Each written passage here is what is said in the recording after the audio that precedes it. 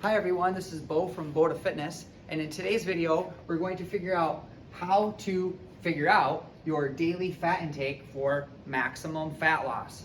So we're going to be specifically looking at how much fat should I be eating, what kind of fat should I be eating, how often should I be eating it, and some of the just little nuances about dietary fat intake.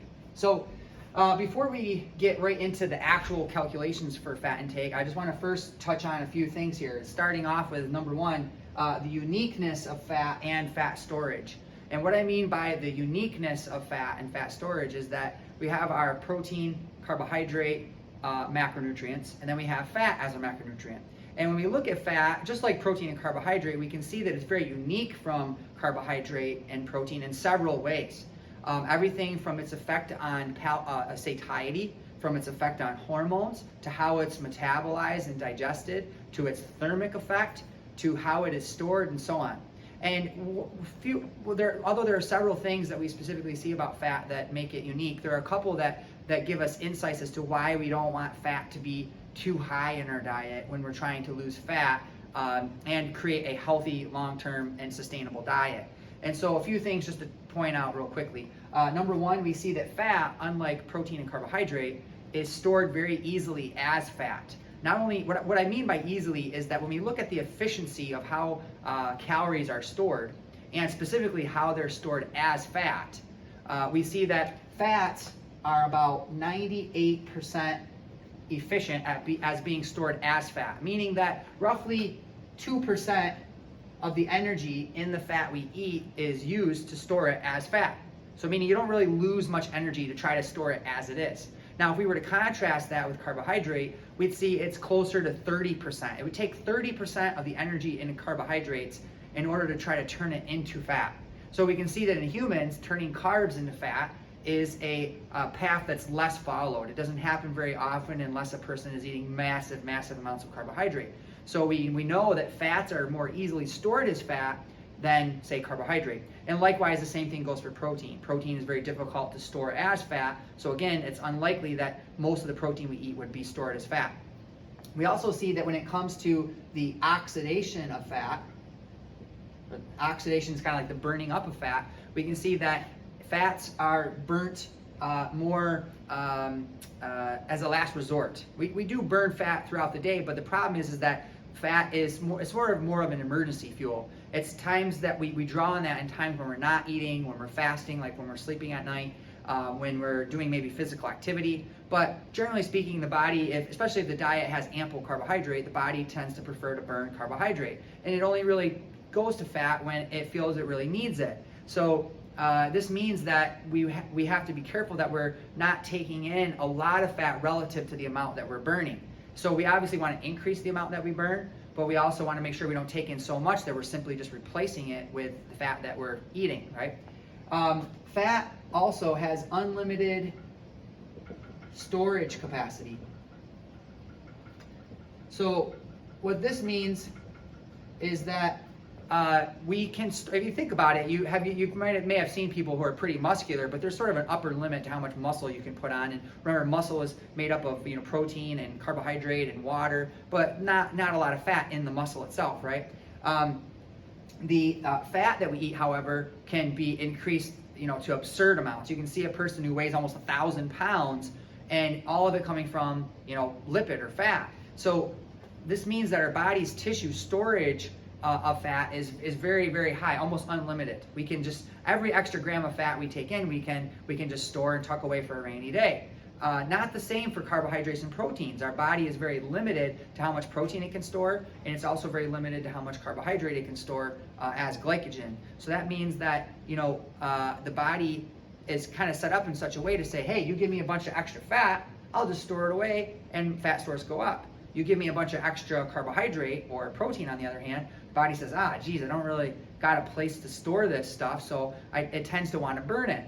Unlike what we might have thought in the past, where people thought, well, if you eat too much of anything, it's just going to be stored as fat. So people would say, eat too many carbs, they're going to turn into fat. Eat too much protein, going to turn into fat. And now we know that's not necessarily true. In most respects, what will happen is the body will, if you eat too much carbohydrate, it will just simply burn up the amount or increase the amount of carbohydrate that it burns, and subsequently do that by turning down the amount of fat that it burns. So our body tends to say, hey, you give me too many carbs, I'm just gonna burn less fat and burn more carbs. But it doesn't work the same way with fat. If I eat too much fat, rather than just burning more fat, the body says, oh, I'll just tuck that away. So I don't want to, belabor the point. I just want to make it, emphasize that there is uniqueness of fat with its ability to satiate. We also see that fat doesn't do so great at making us feel full until much later in the day. So we don't want to really rely on fat within a given meal to make us feel full in the same way that we would rely on carbohydrates that are high in fiber and water and lean protein. So because of its uniqueness with, satiety, efficiency of storage, oxidation, and so on, we ultimately conclude that we want to keep fat relatively low. Roughly, I would argue, roughly somewhere between 10 to 20% of total calories. And this is always in the context of how many calories you're eating. So obviously, if you're eating very, very few calories, then you might want to bump that percentage up a little higher. On the other hand, if you're eating a lot of calories, then you're going to want that percentage to be a bit lower, right? Percentage is always relative to the total. So anyways, that being said, we also want to talk about the importance of healthy fats. So the other thing to think about is fat is not just fat. There are some fats that are really good, and there are some fats that are not so great. The worst fats for you are those that are heated, and particularly oils. Processed oils are removed from the whole food, so the fiber and the water and the polyphenols and all these other antioxidants that preserve the fat and keep it from spoiling and going rancid are gone. And now, double whammy, you put it in a frying pan, or you eat, heaven forbid, something fried, and those oils have oxidized, and they're now what are called free radicals or pro-oxidants, and they're very bad. They increase inflammation. So what we want to do is try to stick to raw fats, and we want to really focus on the omega-6 and omega-3 fats. And those, typically, some of the best sources are coming from things like seeds that are whole seed, not the refined oils, but the whole seeds. So go for, say, ground flaxseed, not flaxseed oil. Go for olives, not olive oil. Go for avocado, not avocado oil. Right? So eat the whole food. It's gonna be more filling, more fiber, more nutrition, less likely for you to overeat it than when you eat those processed oils. Right? So another good source of omega-3 fats is coming from algae or fish. Fish are eating algae and subsequently building up those oils in their flesh, but you can just bypass the fish and go right to the algae, get very clean sources without the mercury and everything else, and have a really good source of omega-3s. And then also nuts. Nuts are a great source of healthy, particularly the omega-6 fats, but then also some trace amounts of omega-3 will be found in some of these nuts as well. Try to eat the nuts, preferably if they're in the shell, they're still going to be a bit more preserved, so you crack them open yourself. We don't want to be eating handfuls of these things, but small servings, in each meal, right? So, you're thinking like a serving of fat would be about the size of the thumb, roughly per meal. How much fat? We already touched on this a little bit, so we want to go somewhere in that 10 to 20% range.